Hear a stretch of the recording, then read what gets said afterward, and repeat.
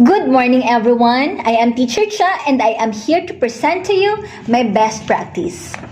Journal is my best practice. Journal, which is otherwise known as journal, is an outlet to distress, understand deeper, review, note take to achieve lifelong learning, is a best practice that enables the learners to record not just the important happenings in their lives, but also the key learning for a specific module. Gladly, this will allow them to reflect meaningfully, to express their thoughts and emotions about a specific topic, and share their experiences personally.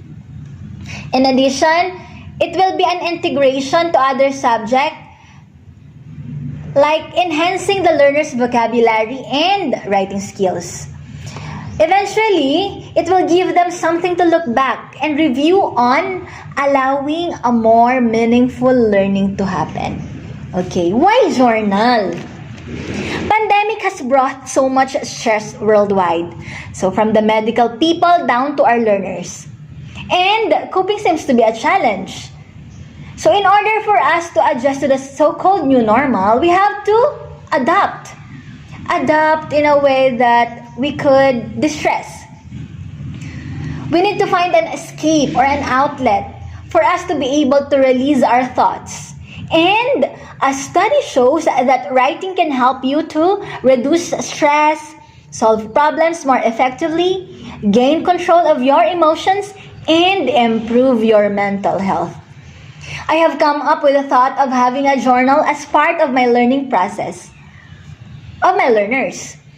After the learners have finished answering their module in a specific subject or topic, they will write in their green journal notebook a short summary of what they have learned, their analysis, and their reflection as well. Okay, they can have their own design, they can have a list form, whatever they want, as long as they will do it creatively, they can express themselves. Through this, journal allows the learners to be more mindful and focused. And of course, it will also increase their productivity. So what are the objectives of this journal? First is to have an avenue that will help the learners to distress during pandemic. Next is to have a deeper learning among the learners, allowing them to be more mindful and focused. Next is for them to have something to look back, like a reviewer or notes. Next is to improve the learner's vocabulary and writing skills. Lastly, I want them to make connections between their academics and their experiences. Now, what are the problems identified? Mindfulness and focus seem to be a problem during this pandemic.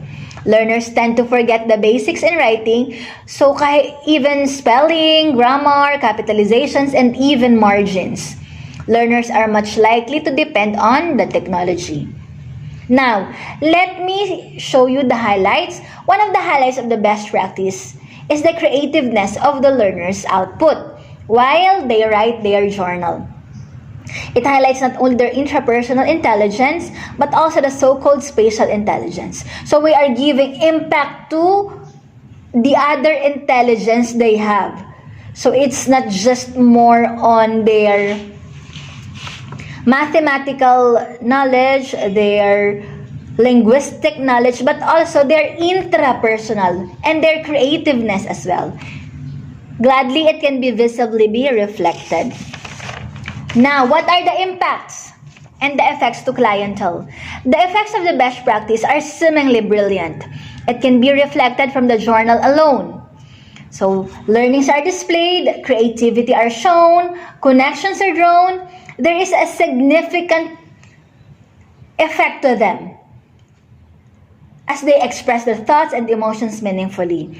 Most importantly, it is the comfort of having the chance to express themselves freely, creatively, and realistically.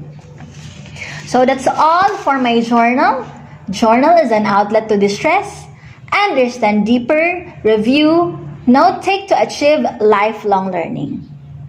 Thank you. That's all. Mabuhay!